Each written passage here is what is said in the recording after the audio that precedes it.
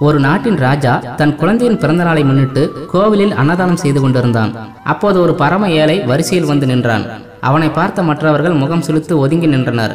இதை உணர்ந்த அந்த ஏழை, இவர்களுக்குத்தான் நம்மை பிடிக்கவில்லையே, வரிசை நிற்காமல் ஒதுங்கி நின்று எல்லோரும் அன்னதானம் பெற்ற பின் நாம் வாங்கிக் கொள்வோம் என்று தள்ளி நின்றான்.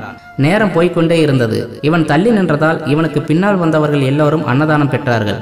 சிலர் அன்னதானம் பெற்றுக்கொண்டு இவனை ஏளனம் செய்து சிரித்து விட்டு போனார்கள். இவன் வாயை திறந்து எதுவும் சொல்லவில்லை என்றாலும் மனதிற்குள் ஒரு சோகம் இருக்கத்தான் செய்தது. எல்லோருக்கும் தரப்படும் அன்னதானம் கூட நமக்கு கிடைக்க எவ்வளவு காத்திருப்பு, எவ்வளவு போராட்டம், எவ்வளவு ஏளன பார்வை. போன ஜென்மத்தில் என்ன பாவம் செய்தோமோ இப்படி கஷ்டப்படுகிறேன் என்று தன் விதையை நினைத்து நொந்து கொண்டான்.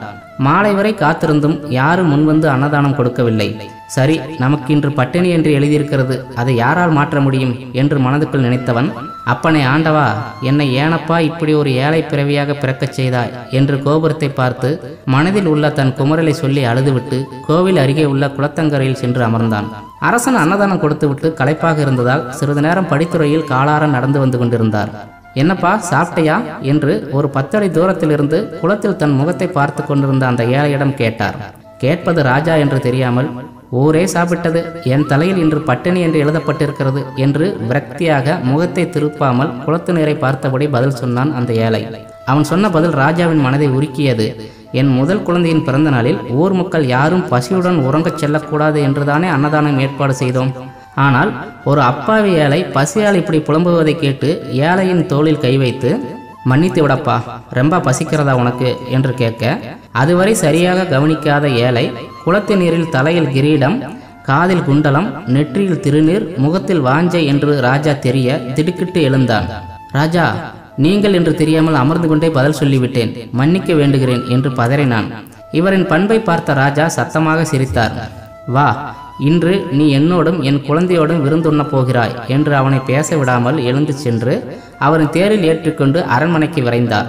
போய் குளித்துவிட்டு வா என்று தனக்கென்று வாங்கி வைத்திருந்த புதிய ஆடைகளில் ஒன்றை அவனுக்கு கொடுத்தார். குளித்து புத்தாடை அணிந்து வந்த ஏழைக்கு அறுசுவை விருந்து கொடுத்தார்.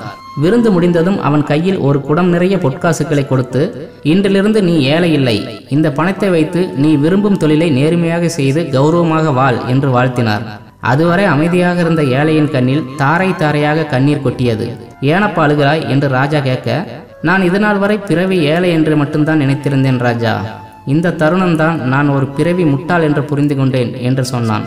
ராஜாவோ, ஏன் அப்படி சொல்கிறாய் என்று கேட்க, வாழ்க்கையில் இன்றுதான் முதல் முறையாக கோபுரத்தை பார்த்து என்னை ஏன் இப்படி வைத்திருக்கிறாய் என்று இறைவனிடம் கேட்டேன். கேட்ட சில நிமிடங்களில் உங்களை அனுப்பி என் தலையெழுத்தையே மாற்றிவிட்டான். கடவுளிடம் கேட்டால் நம் கேட்டதை விட இன்னும் பல மடங்கு தருவான் என்று இன்று வரை புரியாமல் ஒரு முட்டாளாகத்தானே இருந்துள்ளேன் என்று சொல்லி அழுதான்.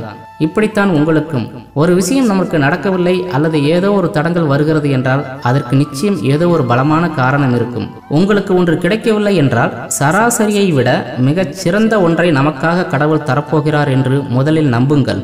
நம்பினால் அதை தருவதற்கு கடவுள் தயாராகவே இருப்பார்.